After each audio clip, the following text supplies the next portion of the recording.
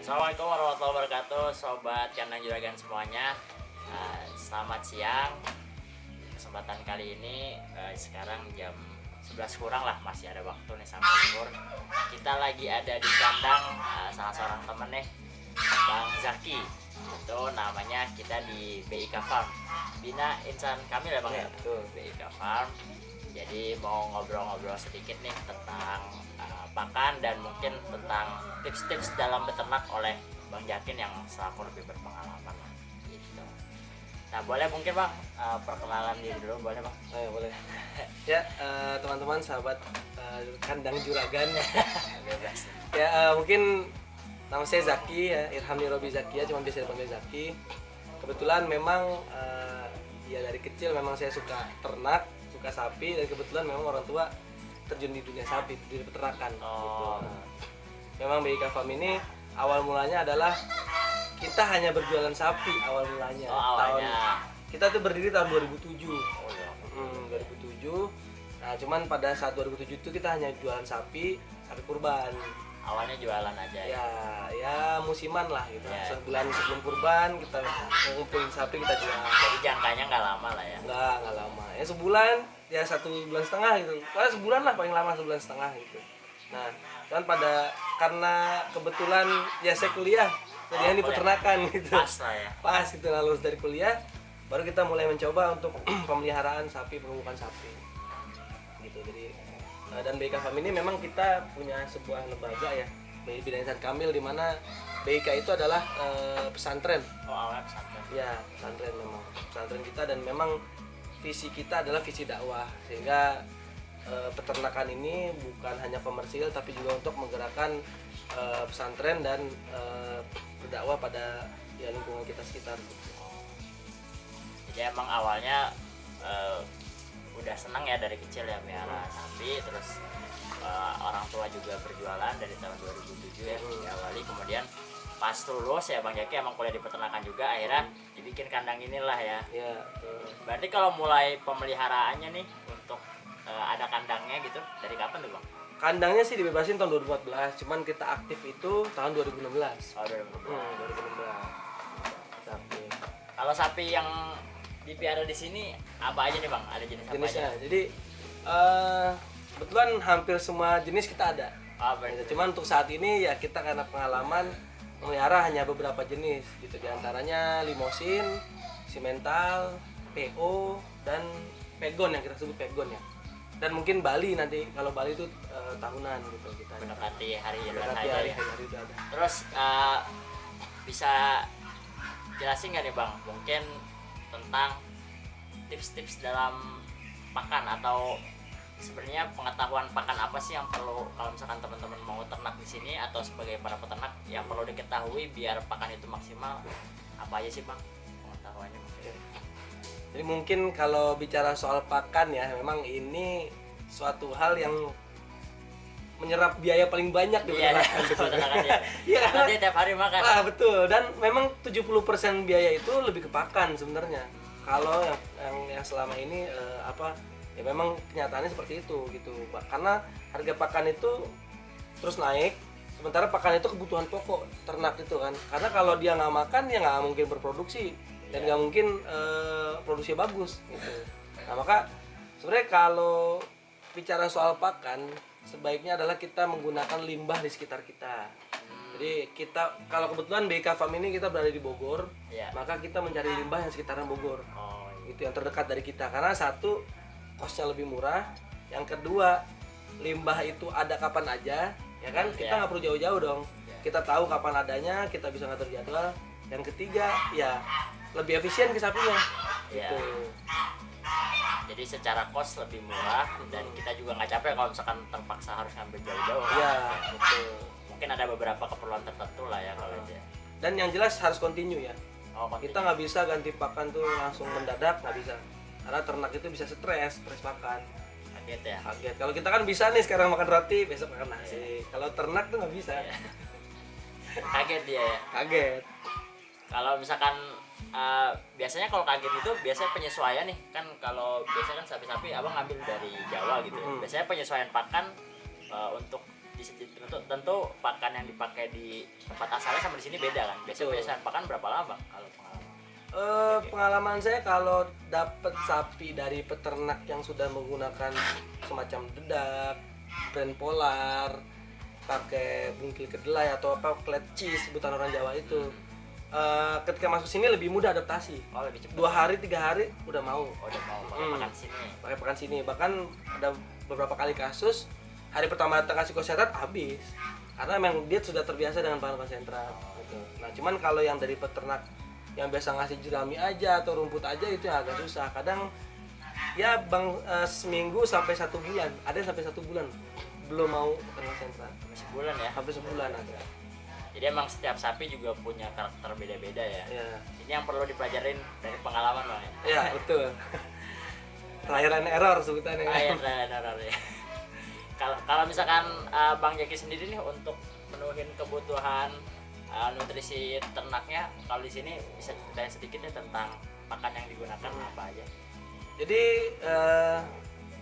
ya kalau di sini memang kita menggunakan pakan tetap yang pakai sumber protein, sumber energi dan sumber serat yang kita mix jadi satu gitu. Cuman pada dasarnya kita milih bahan itu jangan yang mahal, nggak perlu mahal-mahal istilahnya gitu. Karena limbah sekitar kita pun kayak contoh di sini nih, kita di Bogor banyak pengelola sagu kaung. Jadi sagu itu nggak hanya dari singkong ternyata. Ada juga yang dari pohon sagu. Oh iya. Itu namanya pohon kirai sebutannya, nama pohon kaung. Nah, di sini tuh banyak pengelola itu sehingga kita menggunakan sumber serat dari ongkok kaung ini. Serat dan energi ya. Karena seratnya lumayan tinggi sampai 17 sampai 18% seratnya. Ya. Dan energi lumayan tinggi karena dia ampas sagu kan. Ya, Sagu itu kan ampas sumber energi. Itu satu. Yang kedua, di daerah sekitar kita juga ada pengolahan yang menghasilkan limbah tepung kedelai oven sudah kering gitu. Nah itu juga kita gunakan karena proteinnya di atas 17 sampai 23%, itu lumayan bagus untuk ternak gitu. Dan harganya murah, masih ya kurang di bawah 2000 lah gitu. Saat ini masih di bawah 2000 ya. Jadi memang limbah-limbah itu yang bisa kita manfaatkan gitu ya. Di samping ada bungkil sawit, bungkil kopra yang memang sudah digunakan untuk pemancing nafsu makan gitu ya. Itu juga kita gunakan. Cuman untuk bahan-bahan lain kita mencari bahan-bahan yang murah dan banyak tersedia di daerah kita. Kalau misalkan untuk kebutuhan seratnya pakai apa kalau di sini Bang? Kita serat pakai itu tadi yang sagu kaung. Oh, tambahnya pakai jerami juga ya? Tapi pakai jerami malamnya. Ya buat cemilan lah. Terus kalau tips lain nih untuk pakan selain tadi memanfaatkan bahan sekitar kan berarti itu ngejar efisiensi ya. Kalau misalkan selain itu tadi sempet dengar juga Bang Yaki kalau di sini ngasih makannya banyak banget, 6 kali. Kenapa gitu. tuh Bang? Mungkin bisa jelasin. Ya jadi ya kadang unik ya, kadang orang ngasih makan kan cuma 2 kali pagi sore gitu. Iya, Nah, kalau kita ngasih makan sebanyak 6 kali di kandang BK Farm. Ya bukan ya. Ya tapi 6 kali itu sebenarnya nggak banyak juga. Iya, Cuman iya. kita saya pribadi punya mungkin dulu di kampus dulu sempet ada pengetahuan sedikit lah bahwa ternak itu diberikan pakan ternak dengan frekuensi yang lebih banyak, maka penyerapannya akan lebih optimal dan maksimal gitu. Ya itu kita di atas kertas ya. Kalau di kampus itu di atas kertas. Nah, saya buktikan di peternakan ini dari tahun 2016 saya lakukan itu. Dan sampai sekarang masih saya pakai karena itu juga ternyata membantu. Gitu. Meskipun memang ya PBBH saya belum di atas 1,5 belum, yang jelas ya sudah memuaskan lah gitu. Dan memang tadi Bang Yaki juga pakai bahan yang murah itu tadi. Iya, limbah-limbah itu semua. Terus kalau tips-tips kayak misalkan atau perawatan yang Bang Zaki berikan di sini selain pakan apa aja sih, misalkan ada vitaminnya atau tambahan mineralnya itu gimana Bang? Jadi kalau di pakan kita tentu diberi tambahan premix gitu, premix ternak yang mengandung mineral dan ada vitamin juga. Kita juga pakai, ya ini bukan produk Jawa Barat sih, Jawa Timur saya pakai gitu. Jadi itu seperti premix tapi sudah ada kandungan vitamin B-nya di kompleks gitu. Nah, itu satu yang kita gunakan, yaitu memang buat membantu juga kebutuhan nutrisi mikronya dia gitu. gitu. Karena kan banyak peternak cuma ngasih dedap, cuma ngasih polar, sementara kebutuhan mineralnya nggak cukupi gitu. Nah itu kebutuhan mineral dan vitamin harus kita cukupi. Selain dengan premix, kita juga menggunakan vitamin. Jadi tiap bulan kita kasih suntik vitamin. Ya, kita suntik vitamin. Vitaminnya apa aja tuh bang? Kita B kompleks dan vitamin C. Kalau konsekuensi tadi bang, mungkin kan banyak yang peternak yang belum paham ya untuk memenuhi kebutuhan mineral ini kan tadi bang jadi kan pakai premix itu ya. Nah itu konsekuensinya apa bang kalau kekurangan mineral? Rata-rata kalau di kampung tuh ya, kalau kita bicara kasus-kasus itu ya. Iya benar. Rata-rata kalau misalkan sapi perah itu ketika kekurangan kalsium dia akan hipokalsemia, ambruk. Nah, yang sapi tiba-tiba ambruk tuh salah satunya karena kekurangan kalsium dan mineral itu. Dan memang pertumbuhan sapi bisa mencapai pertumbuhan puncak itu ketika mineralnya tercukupi. Nah, kalau dia tidak tercukupi mineralnya, jadi tidak maksimal pakan walaupun protein tinggi. Yang lainnya juga nggak. Ya, akhirnya ya itu pertumbuhannya tidak maksimal. Seperti itu. Jadi mineral meskipun sedikit dibutuhkan. Gitu. Kadang ada peternak sapi-sapi yang ngejilatin tembok. Oh iya. Palungan pakan itu kan dari semen, kadang ngejilatin sama dia. Nah, itu tandanya dia kebutuhan mineralnya kurang. Itu kurang tercukupi.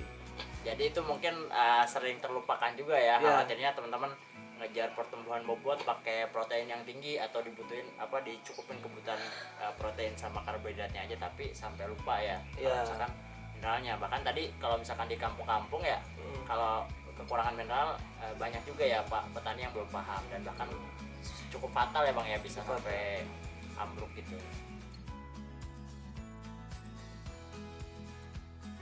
Bang, sama boleh nih jelasin tentang kalau misalkan yang diterapin di Bang Jaki nih di Big Farm itu biar efisien secara cost atau secara biaya nih, kan itu kan penting banget ya. Mungkin tips-tips apa nih yang bisa dikasih tahu ke teman-teman? Ya jadi kalau kita bicara ternak memang dua hal yang menyerap biaya paling banyak, satu pakan, yang kedua tenaga kerja. Itu. Jadi yang kalau bisa efisiensi itu adalah di pakan dan di tenaga kerja. Karena kalau soal di hewan ternaknya harga beli bakalannya itu ya relatif tergantung. Yang ikutin pasar aja itu. Ya, nggak bisa kita kontrol ya. Ya di luar kontrol kita pasti ya, gitu. Ya jadi kalau ketika tren pasar naik ya pasti naik harganya. Ya. Itu kita nggak bisa kita akalin. Itu kecuali kalau kita breeding sendiri itu beda. Gitu. Nah memang kalau soal pakan tadi sudah saya jelaskan, kalau bisa kita menggunakan limbah tapi dengan beberapa prinsip. Di antaranya kalau misalkan kita menggunakan limbah sumber protein, ya tetap prinsipnya harus proteinnya di atas 18%. Kita menggunakan pakan sumber serat harus di atas 18% kadar seratnya itu gitu. Jadi bukan hanya murah aja, tapi juga murah tapi berkualitas. Itu harus digunakan. Nah, terus yang kedua di efisiensi tenaga kerja. Karena gini, kadang ada hal-hal yang kita sering buang waktu di tenaga kerja gitu. Contohnya misalkan pemberian pakan konsentrat yang ya notabene misalkan dia di kompor gitu, nanti sisanya kan diangkat lagi, dibuang lagi gitu. Nah, kita harus memaksimalkan jadwal sih sebenarnya. Jadwal itu. Jadi pagi ngapain aja, yang sore, sehingga satu hari itu sudah menyakupi semua kebutuhan ternak, tapi bukan dengan banyak orang, bukan dengan banyak tangan. Misalkan untuk pemberian pakan hanya dipegang satu orang. Jadi dengan kapasitas 80 ekor hanya butuh dua orang tenaga kerja, itu sudah cukup efisien. Gitu. Dan juga bentuk kandang juga sih. Mungkin nanti bisa dilihat di bawah, kita bentuk kandang kita kan memang satu baris.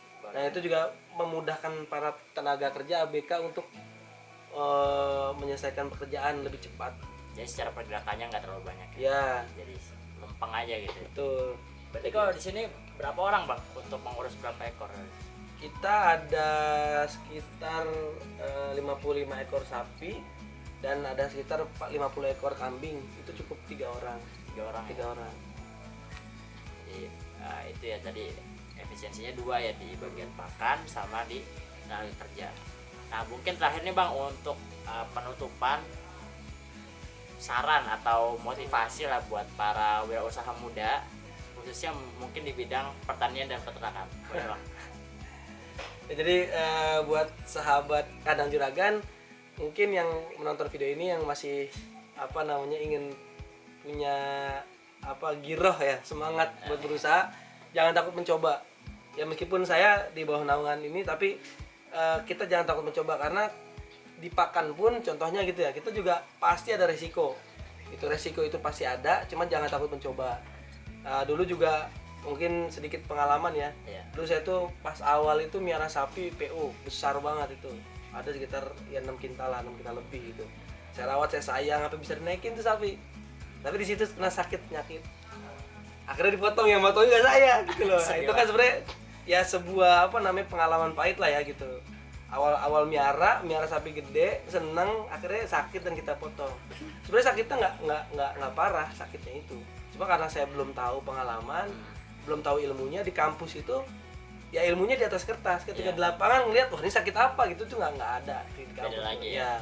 Gitu, makanya untuk teman-teman sahabat kandang juragan, ayo mencoba dari hal yang paling kecil, entah itu miara kambing 2 ekor ya, kalau belum sanggup untuk sapi, atau ketika sapi piara dulu 3 ekor 5 ekor. Yang penting kita sudah mencoba, kita sudah punya pengalaman. Nah, pengalaman itu yang bisa membawa kita menuju kesuksesan. Jadi jangan mau di zona nyaman aja. Iya, betul. Siap. Gitu aja, terima kasih banyak Bang udah ngasih waktunya nih tuh. Udah sangat banyak ilmu yang bisa kita dapatkan tadi dari ngobrol-ngobrol santai nih bareng Bang Jaki. Saya dari Kandang Juragan pamit, semoga bermanfaat. Sampai bertemu di video berikutnya. Wassalamualaikum warahmatullahi wabarakatuh. Terima kasih Bang. Ya.